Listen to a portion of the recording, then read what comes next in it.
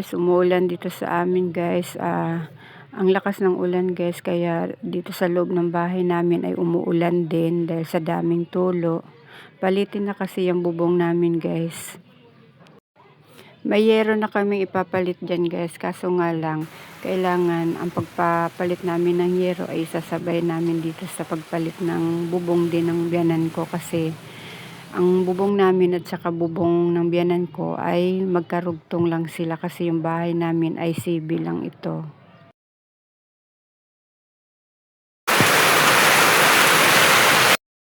Diyan naman sa may pinto guys, binabantayan ko yung kanal guys kasi yung tubig ng kanal ay umaakyat na dito sa bahay namin.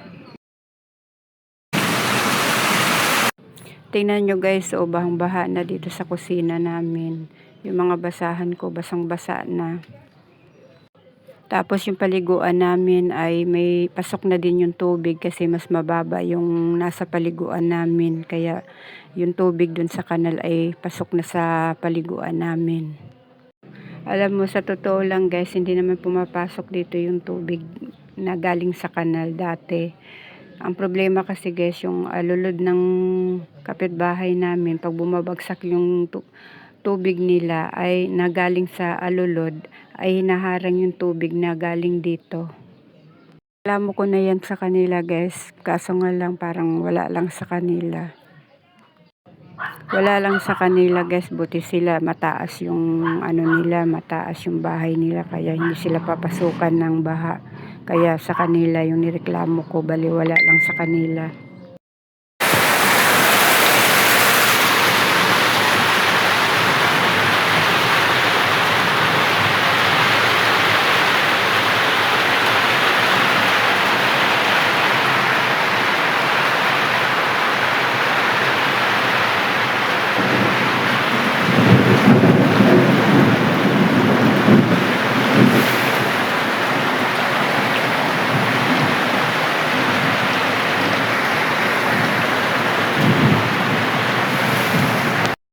Pati higaan namin guys, may tulo din, hindi namin alam. Kaya ayan, basang-basa.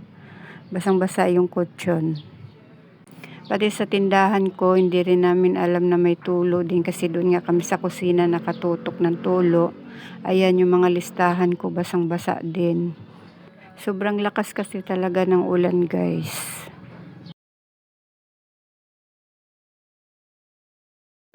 Diyan naman guys ay nakaupo ako sa isang tabi kasi hinihintay kong huminto yung ulan para linisin yung pinagtuluan doon ng ulan.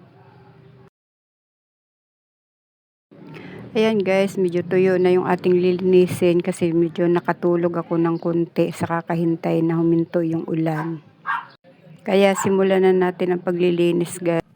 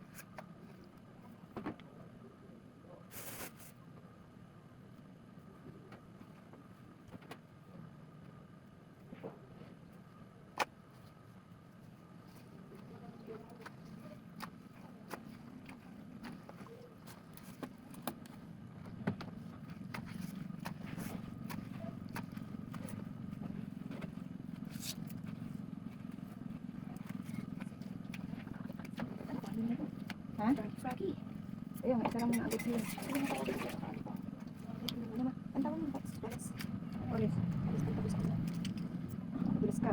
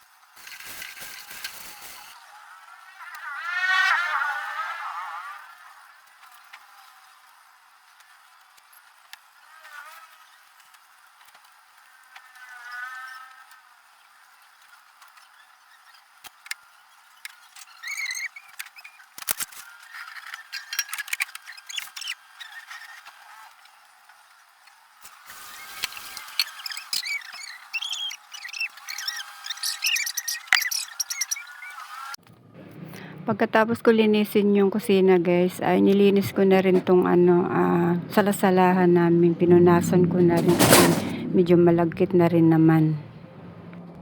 Sa totoo lang guys ay antok na ako dyan, kaya binilisan ko na lang yung pagwawalis at pagpupunas ng sahig. Kasi ang oras na yan guys ay 1 AM na ng madaling araw. Kaya yung paglilinis ko dyan ay madali ang linis na lang talaga para makatulog na ako. Nagkadulas-dulas pa ako dyan guys sa pagmamadali ko ng pagpupunas dahil gusto ko na talaga matulog.